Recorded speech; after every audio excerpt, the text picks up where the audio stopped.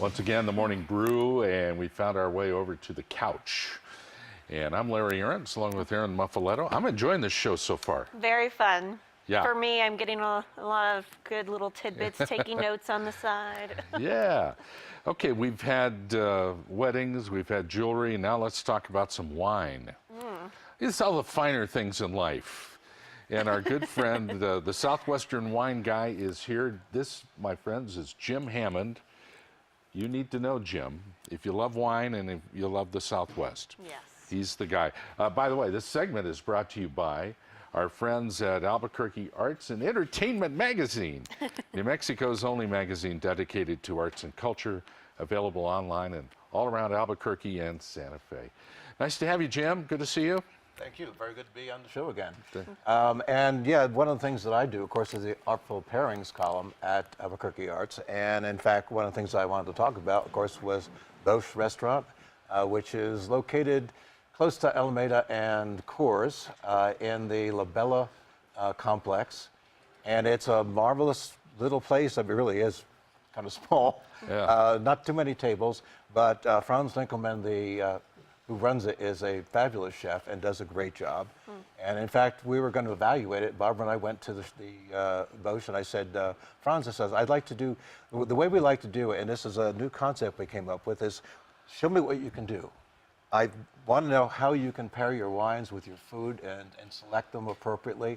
And we've been doing this the last couple of restaurants, and it's great because there's so much more you get about the restaurant and what they can do. And so I said, so when could we do this? He says, how about now? I said, I like that attitude. And so, and he did. And one appetizer after another, after, it was like, and just the perfect wines to pair with each one. I said, okay, this guy knows what he's doing. And he's even taller than I am, by the way. So I'm about 6'5", I think. Franz is probably about 6'8". Is it Franz? That, Franz. F-R-A-N-S. Oh. Yeah. Franz Dinkelman. So that's a great shot. You got him at work.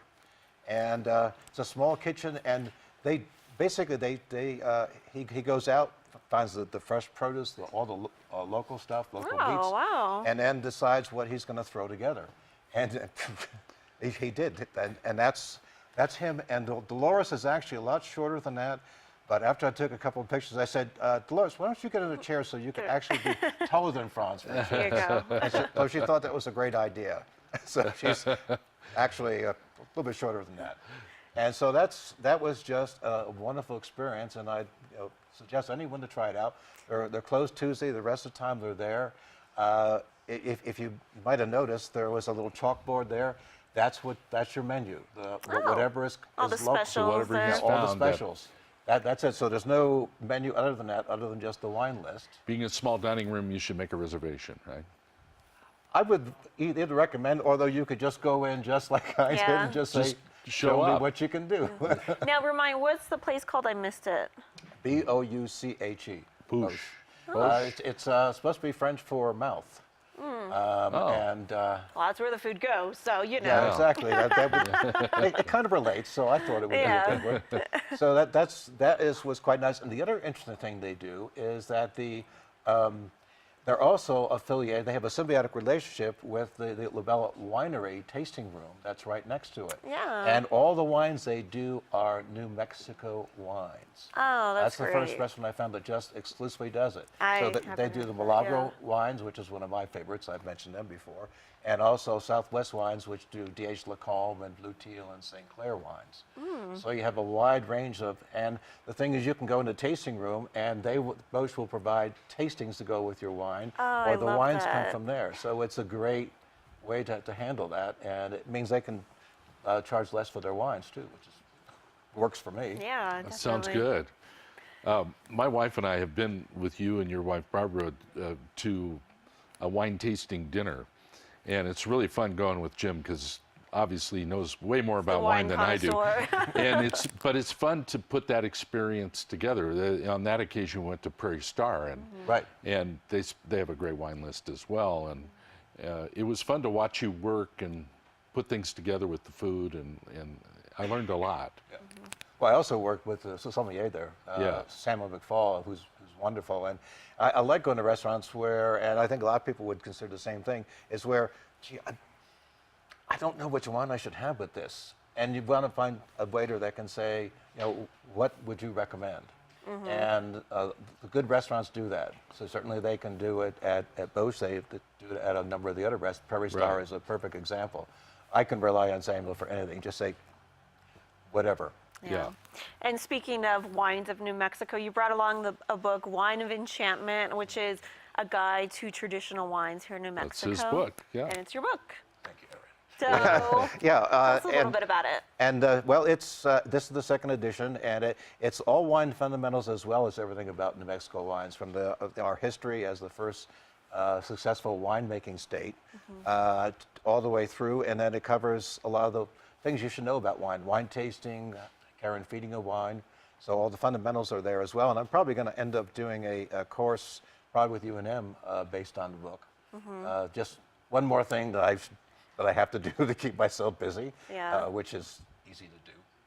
And the other great thing that's coming up now is I just want to tell people about this, because this is your first opportunity to do this, or last opportunity, and that's the Taos Winter Wine Festival, Oh. which is going on this weekend. It actually starts today. There's a wine dinner today, and then Thursday is the official opening, and Thursday, Friday, Saturday, and Sunday. And they do wine seminars and wine dinners. Actually, they call them winery dinners, because a specific winery is associated with each wine dinner. And then they have special tastings, and I've been invited to the grand tasting, for instance, Oh. where they're going to have 150 wines to select from 32 wineries. Oh, it makes that your sounds like head a spin. No, I won't job. drink 150 wines. Trust me, I won't even try that. Man. But I mean, that's going to be really That's a exciting. big deal. Oh, that is so cool. And they're reasonably priced. You pay $50 for a tasting of Justin Isosceles wines. Now, Justin is an iconic wine from Central Coast, California. It's an exclusive Meritage blend. And what they do is they're offering you a taste of the Cabernet Sauvignon, the Cabernet Franc, and the Merlot wines that are going to go in the blend. So you get to experience not just the blend itself, but what component parts go into it, so you can kind of, oh, there's where the Cabernet Sauvignon comes in. Oh, there's where I get the structure from the Cabernet Franc. And great. I mean, and they have a whole bunch of them like that are, I wish I could do all of them, quite frankly. Yeah. But a lot of people don't realize that, you know, these are, for the price, you can't beat this. How about $75 for a Chateau Beaucastle vertical tasting of one of the great Chateau Neuf du Pape wines, 8 vertical wine tastings for $75? Yeah. I'm there. More, please. So yeah, the Taos Winter Wine Festival, if you just put that in your browser, there's a great brochure you can download that has all the information on it. And you have to act now if you still want to get it in there. Yeah. But Jim, you just said something that's interesting, because you mentioned a beautiful wine that's blended. Now, you don't have any problem with a blended wine, do you? absolutely not. Yeah. A lot of them, you have to be. The Bordeaux wines almost always are a blend. Because there, with the shorter growing season and everything, they can't rely on a Cabernet Sauvignon grape being 100% of it. So in fact, they'll use Cabernet Franc and Merlot, and sometimes Petit Verdot and Malbec in a blend. The Chateau Neuf du Pape, on the other hand, can Yes. have up to 13 grapes in it. Can you imagine trying to blend 13 grapes? I can't imagine 3. Yes. Right, so you have Syrah, Bouvedre, and Grenache as the 3 principal ones, but then there's up to 10 other grapes they can put in the blends. And the reason for the blend in this case, it's dealing with different issues with different grapes that aren't going to carry the wine, and it's also coming up with your own signature blend, where people year after year can see a variation, but with very similar to what they had the previous year. And that's the case with the Justin Isosceles. That's iconic. I have a good friend. I go to his wine cellar and I see crates of all the different years of the Justin Isosceles there, and I just whimper a little bit. It's like, but they're great. So that should be a really great thing to do. Is if you have the time yet, go up there. I would highly recommend it. Why Yeah. not? In your book, I mean, I think it's great for anybody who wants to kind of just do a wine tour along New Mexico, around New Mexico. That's like the guide. Well, exactly, and in fact, just trying to find some of the wineries is an issue, and Yeah, knowing kind which of in ones hidden to go spots, to. too.